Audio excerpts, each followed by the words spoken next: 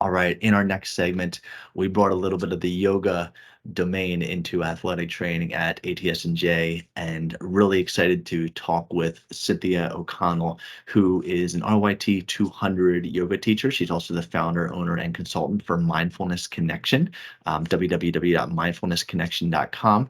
And she is currently working on a book with a woman named Jen Clearwaters. It's going to be called Elevation Principles. And Cynthia had a chance to bring her background in a variety of ways to bring it to athletic trainers to talk about mindfulness and meditation in athletics. And Cynthia, thank you so much for bringing this topic, and that typically a lot of athletic trainers may not be very familiar with or might not have studied, that we can learn intraprofessionally from one another. So let's just kind of get started first about mindfulness. Let's talk mindfulness. How would you describe mindfulness, and what is the value of it pertaining to stress management, impulse control, and a healthy nervous system? All right, great. That's a great question, Ryan, because it really brings in a lot of the components of what mindfulness can do for you. So mindfulness, according to Jon Kabat-Zinn, who is basically the father of mindfulness in Western culture from the 1970s, his definition is mindfulness is awareness that arises through paying attention on purpose in the present moment, non-judgmentally. You know, we're judging all day long, but basically what Jon Kabat-Zinn is saying is accept the moment as it is. So how can this help us? So by practicing mindfulness and being aware of being in the present moment, we are not on autopilot. We're actually, we're not driving somewhere and how did I get there? It's not that Right. kind of a thing. So we also learn to notice our emotional states. And I think this is the real critical piece. So all of our emotional states are impermanent. They change all the time. So when we are angry, sad, frustrated, as many athletes can Mhm. become, and athletic trainers can become, all of us can, we acknowledge the feeling, but we don't get caught up in it. It Mhm. teaches us that how can we self-regulate, find resilience, which I think everybody wants, and also overcome instant gratification, which is the impulse control part Mhm. of it. So it's kind of once we learn how to deal with these things, and we can through the fact that we can change the way we think. It's called neuroplasticity. So just as you train your body to be stronger and healthier and more effective at your sport, you also can train your mind. It's kind of like the last horizon.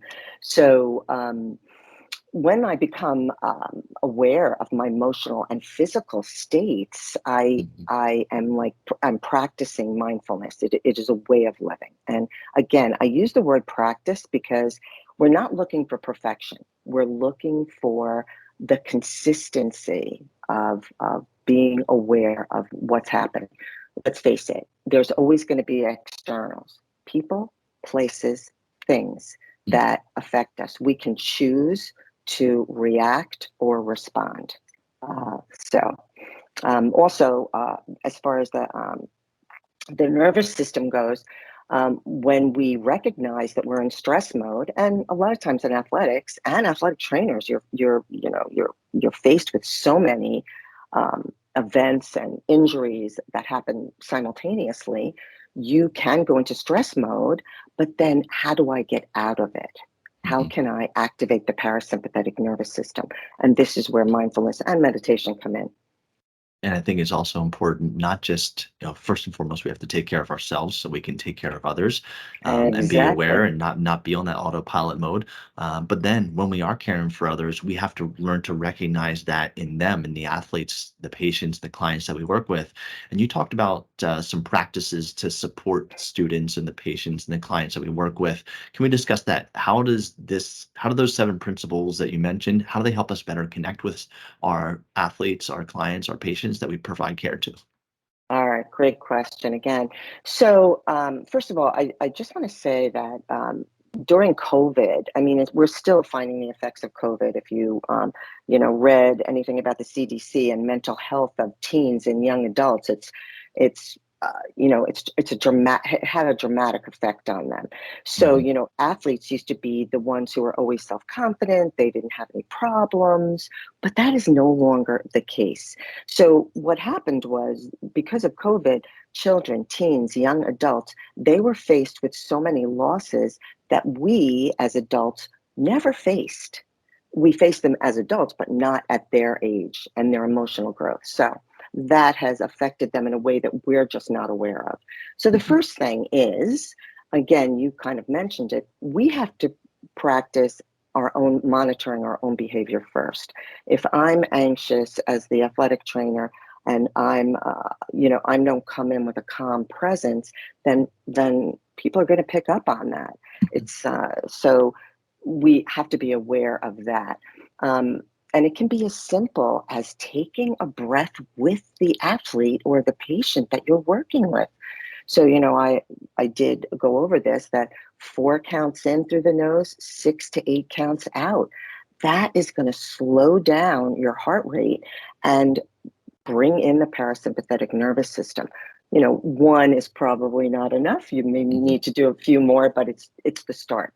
The other thing is that we want to make sure that we meet students where they are. So being a good listener, and I was a former coach, and I dealt with several different athletic trainers in my time in coaching, and they were all very calm, resilient people. So it's a real credit to your profession that it just seems to be, those kind of people seem to be drawn to it. Mhm. But we also have to know that we have to see, hear, and validate our students and patients. And that becomes important. So I used the acronym WAIT. Why am I talking? Be more of a listener and let them tell us where they are. So, the calming, the meeting them where they are. And then again, not taking the students, and it's basically the student athletes, Mhm. personally. That a lot of times they can, the way that they exhibit the post-traumatic stress is by outbursts Mhm. or maybe being non-compliant. So we definitely have to know how to give students tools to self-regulate. And one of the things that I bring up is teach students about their brain. How does your brain work? How does the nervous system work? If I'm in fight, flight, or freeze, how can I recognize that, not stay there, and bring myself back down and bring in the parasympathetic nervous system? Mhm. Um, and finally, I always say we always have a choice. We can react or we can respond. So if I can teach everyone to pause, take a breath, and then consider, what am I going to do? Look at the choice that way.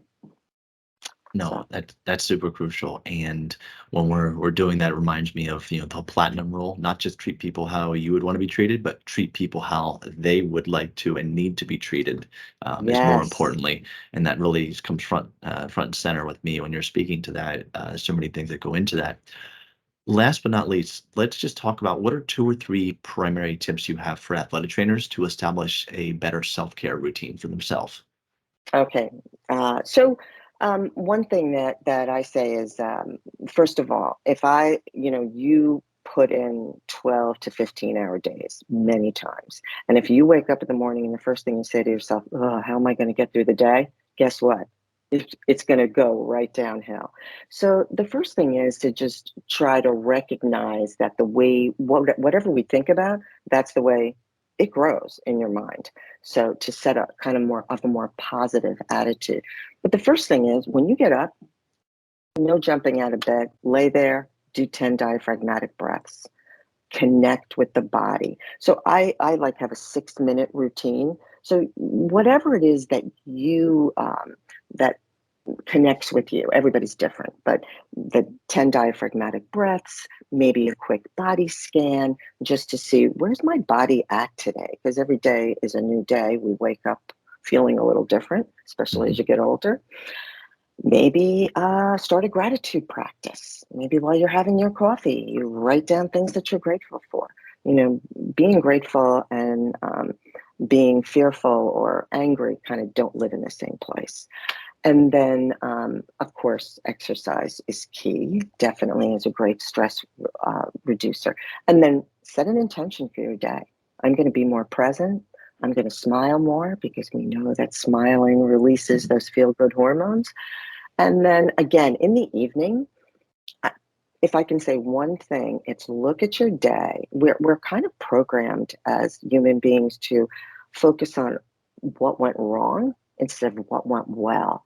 Can you just think of one thing that went well? Maybe it was a student athlete that said thank you. Maybe it was a coach that recognized how much time you spend with his team or her team. But I think that just refocusing what we look at. And finally, um, at the conference, I spoke about how many people have difficulty sleeping, and there was a lot of people that raised their hand. So when you're exhausted, but your muscles need to relax, if you can do a progressive relaxation every night when you get into bed, that is a signal to your brain, oh, Ryan, it's time for bed. And then do some four square breathing, Navy SEAL breathing. You can look it up, and you can look up progressive relaxation. I don't think we have enough time today, but those two things are key. And again, it's about a practice, routine, routine, routine.